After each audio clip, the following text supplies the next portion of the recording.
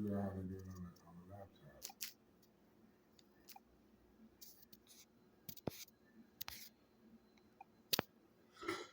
was her. Hell no, because remember I was gonna propose to her, then I was gonna give it a ring, and then I took it back, like, you know what I'm saying, like that had never been done on TV before.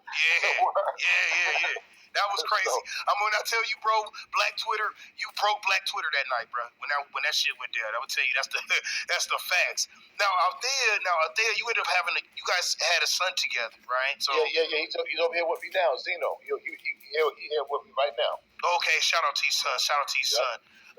But the engagement got broken off. I mean, what do you think that the media being involved and being in the middle of things could have maybe caused that split a little bit? I mean, with that, you know what I'm saying, like, from the very beginning, I just think people just want to be on TV. In that situation, I just think TV was the most important situation, and right. And then where it could have been love, once TV and fame got involved, it was like, all right, thank you, see you later. You know what I'm saying? So, but the great thing is that, like, we had an amazing little boy. Like, Zeno is so dope, and I'm so glad that he's in my life, That's right. I'm 57, and he'll be 7. Okay. So I'm an older dad, and I love being a dad. I love being a father. So that's right. This is dope, yeah. Shout out to all my black fathers out there and all my people of color that are fathers out there. The mothers too, but definitely the fathers holding that shit down. So you got six children, right? No, four. You got four. Okay, sorry. I got Chavo, okay. Ray, I got Leray, Coy's brother Taj. I had 2. I got Zeno. Right. So 3 boys and 1 girl. Now, okay, so I'm sure they're all talented in their own right, but Coy Leray is exceptional, an exceptional artist, and you know what I mean. And she just exploded on the scene, pretty much from her first single. And I know that being your influence in the industry, I know we don't have to. Let's not split hairs. I know that you helped her get her foot in the door, if not placed her inside the door.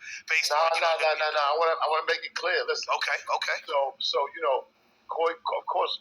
Coy grew up in hip hop in the studio. I mean, that's a granted. All my kids did, but she never really started rapping until, she's only been rapping for me like 4 years. I mean, like 4 years. She's had a nice run. So Coy probably been at it like 5 years. So let's say she started rapping like maybe like 20 years old or something. She's 26 now. You know what I'm saying? So she necessarily when I was with him, because I'd have them all 5 months out of the year. It was 3 of them, Coy, her brother, and Ray. Right. They all come to me. Ray was the one rapping. He was the one that got a deal at 9 years old with Baby Pun's son. Jimmy Iovine signed him. They got a big deal. Betty Boom did their first video, and everything was dope. So, with me, I'm looking at Coy like I want her to go to college, right? Do the right thing. Okay. She's lived with me a couple of times, and what people don't realize, like, and I've said this before, and I want to reiterate it. Being a father is one thing, but being a father from the streets is another. And we're not going to go about things maybe the way that a father would if he had everything together, meaning he was still with like they were married and everybody's living together, and you know what I'm saying, you're doing really well off, and the guy from the street has to go out there and get it. Okay, the mom is gonna spend most of the time with the kids because the guy's going to get the money. The mom gotta stay with the kids. So that's just how the balance is in the hood. All right. Now, fortunately, when Coy came up, that's when I had the source. Money was plentiful. I was, like I was caked up at that point. Like, I was getting money like crazy. So, she grew up in mansions in Jersey. When I got indicted and we lost the source, things came down some, but not as far as like all the way. You know what I'm saying? I still had a little money to the side, and me and Coy's mom broke up, and I was still sending her a bunch of bread. Right. You know what I'm saying? Regardless of anything, still sending her a bunch of bread, take care of Coy and Taj. And then I'm flying them to me, Miami, Atlanta. Coy's lived with me a couple of times. And like we had a great relationship, but it's not gonna be like Cliff Huxtable. You know what I'm saying? Like, and that's not even realistic, right? For most black men. So, when I took, and y'all be quiet about, I'm doing the interview. So when I took Zeno, you hear me? All right. Hey, and y'all got to go to bed in a half an hour. So fly the plane, half an hour.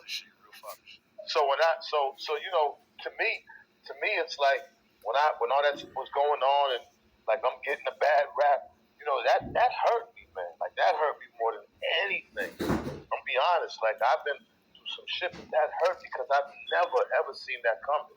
Like if somebody would have told me that, like, yo, your daughter's gonna be saying this and that. Okay, but wait, now let's back up a little bit though, Zeno. No, back up a little bit because that Twitter rant, she said that's what made her disappointed. So let's talk a little bit about that Twitter rant. No. She had already called me a bitch ass nigga like weeks before that. Like, Listen, that's my baby. That's my princess. I love her to death. There'd be no situation with me and her ever on no Instagram or social media. This was all brand spanking new to me. I wasn't expecting this shit. This shit hit me from the blind side. And then when she started blowing, it just gave more fuel to the fire. And then when the song is a hit record saying, "Oh, Pops, you let me down," I'm like, wait a minute. Like, where's all this shit? Like, I didn't know where that was coming from. That was all brand new. That was brand new. You know what I'm saying? Where did the beef between you and 5'9", Royce the 5'9", kind of stem from to where you felt like you had to criticize? That's Eminem's. That's Eminem. I know that. Okay, but nothing. That's his lapdog. Why wouldn't he? Why wouldn't I'm saying though. No. But he puts himself in that position. Like anybody's gonna say that, not just me. Every time that a recent situation with dude got a problem with Eminem, he's the one that's taking up. He's the one that steps up in the front. Right. Yeah. So don't be mad if people are gonna reference you to how I'm referencing you. So that has nothing to do with that. He made a comment about my daughter, some weirdo shit. You know what I'm saying? And look, listen, I've learned not to be arguing with people on the internet no more. Right. So you know what I'm saying? Because I done been in Detroit 5, 6, 7 times since then, and I be all over the place. You know what I mean? Flyers out and everything. So I'm not. You know what I mean? I'm outside. You know what I mean? I'm not super nigga, but I'm outside. You feel me? Would you if you had that situation to do over again, knowing that the shots aimed at Royce the 5'9", the whole parenting thing, do you feel you crossed the line? That maybe.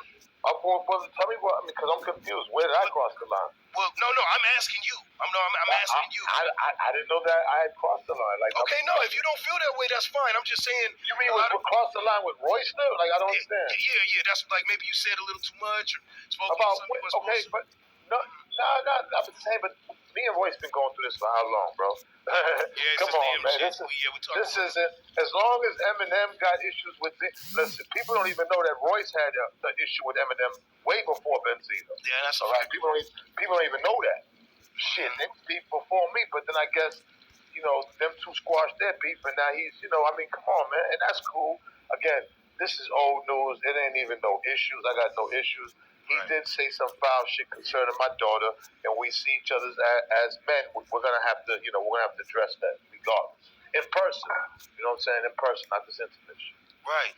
I know that definitely had to cut deep to see that your own daughter had a diss song out about you. Go ahead. Go ahead and comment on that, sir. Oh, you can pop back in. You there, Zeno? Yeah, I was saying her views. So the way I look at it is, that's how she felt, and you know what I'm saying. I don't necessarily take it as a diss anymore. I think I was surprised at the time, a little shocked, a little hurt, a little disappointed, and all those things. But time heals all that, and actually, I love the song. I listen to the song now. That the songs are shit. That's right.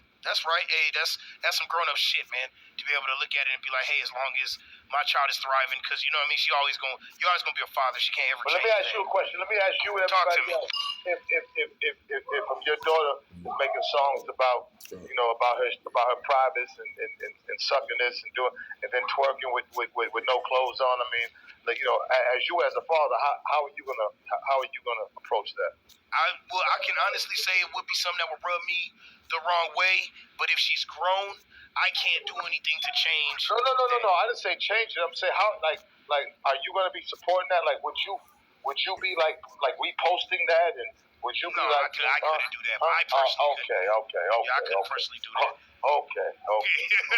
So I understand it. I get that. So I mean, have you guys buried the hatchet since then? Or you guys? That's my daughter. That's my daughter. Don't I mean, regardless if we bury the hatchet, put the hatchet up, she's always gonna be my daughter, no matter what. You know what I'm saying? Right. Always.